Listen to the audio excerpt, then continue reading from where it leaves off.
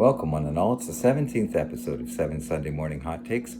Saturday night's main event kept me up all night with concern for the revolution, and now I really need to get some sleep before evolution. I'm the dispatcher, and I keep stepping into accidental punkonomics.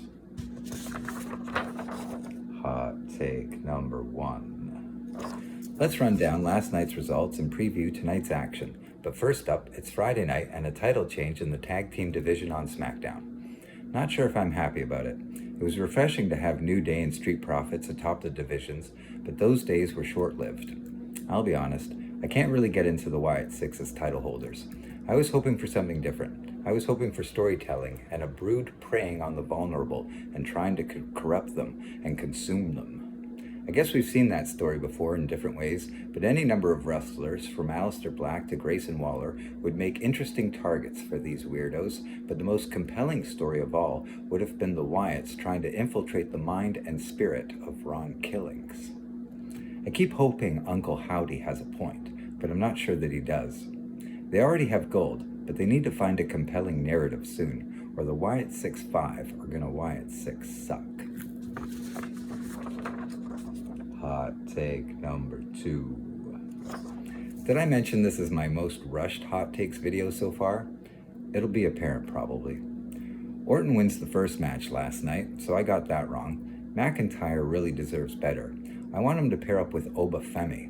Instead, it's the Dipstick. But my biggest concern, I'm sure he's a lovely, inspiring person, but Jelly Roll, if that is his real name, it's going to make everybody look terrible.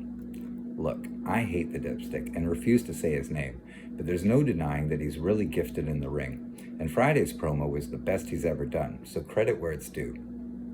He's also amassed an astounding resume with matches against Cody Rhodes, Jey Uso, AJ Styles, The Miz, Ricochet, Rey Mysterio, and Kevin Owens. He's been locked in a chamber with Priest, Cena, Bobby Lashley, Randy Orton, Seth Rollins, and CM Punk. That's astonishing, right? And deserves some respect. So if Jelly Roll pushes this guy around and makes him look scared, that makes everybody else that had to sell for the Dipstick look like crap.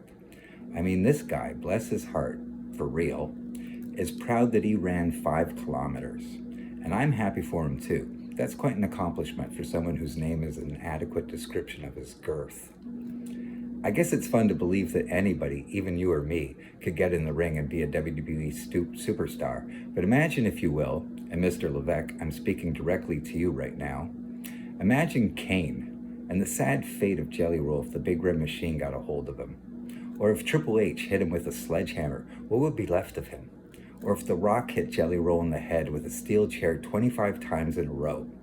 That would be straight up homicide. Let's not make it too easy for regular people to do this. Hot take number 3. Jimmy's entrance is so low-key compared to his brothers. He's still a great wrestler, but he seems kind of lost right now. His younger brother beats him up. His wife's gone crazy. He could really use a good friend, and who wouldn't want to hang out with Jacob Fatu all the time? Jay gets a lot of support from Cody and Sammy, but outside of the family, Jimmy's really only got common interest with LA Knight. I think LA Knight already has a best friend who agrees with everything he says, and I think the best friend is LA Knight. Yeah. Hot take number 4. Man, if you thought Liv Morgan's injury was disruptive to storylines, oh my goodness, Rollins is the center of it all. That was such a nice sequence leading up to the springboard senton into the moonsault, but if you back it up and watch it again, you can tell Rollins knows he's in trouble. It looks like he really doesn't want to put his right foot on the top turnbuckle for the superplex, slips under and delivers a buckle bomb. He misses with the stomp, but it looks uncomfortable when Knight lifts him up and puts him back down on his feet. Rollins hits a super kick and heads to the outside for the senton. There's a long pause, 5 seconds. It's the kind of pause an athlete takes when the game is on the line and the outcome is uncertain and in the hands of fate. It sucks for Rollins and for everyone. He and LA Knight handled it as well as they could. Rollins calling the finish to the match was classy and brave, and the gentle hand on the doctor's shoulder carried a message of humility and grace. I wish Rollins the best and hope the architect, the visionary, the revolutionary makes a speedy recovery. Hot take number 5. It's weird how life imitates art. Rollins' injury sucked the wind out of Goldberg selling his knee going out.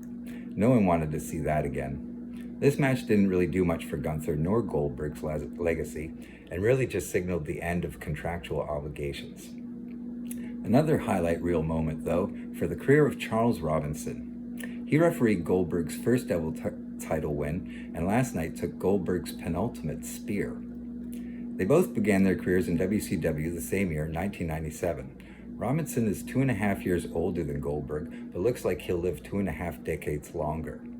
I'm not trying to be mean. I'm trying to praise Robinson, who at the age of 61 looks like he still gets twice as much done in a day as someone half his age.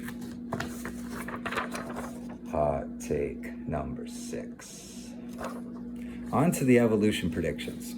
I don't really have any business predicting Jacy Jayne versus Jordynne Grace, as I don't really know enough about Jayne, other than she's the champion. But I thought, if I was an NXT producer, would I want a title change on this show? And I decided, probably no. So my pick is Jacy Jayne. Ivy versus Rhea. I think I'm taking Rhea. If this match closes the show, there could be a cash-in. The women's fatal 4-way.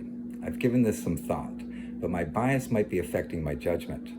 I don't think Sol Ruca or Zarya have a shot, and I think Raquel and Roxanne is too telegraphed. I really want it to be the Kabuki Warriors and almost pick them, but I think it's Charlotte and Alexa. And then they lose the titles back to Raquel and Roxanne in Paris. The Battle Royal. Winner gets a championship match in Paris. I'm guessing only a handful will get a proper entrance, and those that do will be there at the end. Let's see if I can predict the final 7 in order. Chelsea Green, eliminated by Zelina Vega and Julia. Zelina and Julia, eliminated by surprise Final 4 dark horse Ivy Nile. Ivy, eliminated by Stephanie Vacour. Vacour, eliminated by Nia Jax. Nia Jax, eliminated by the winner, Nikki Bella. That's what my gut tells me, but I would prefer if it was Stephanie Vacour. Not again. Ever since that CM Punk promo, it's like walking across a minefield. Tiffany versus Trish is Tiffany. That's as close to a spoiler as I can give you.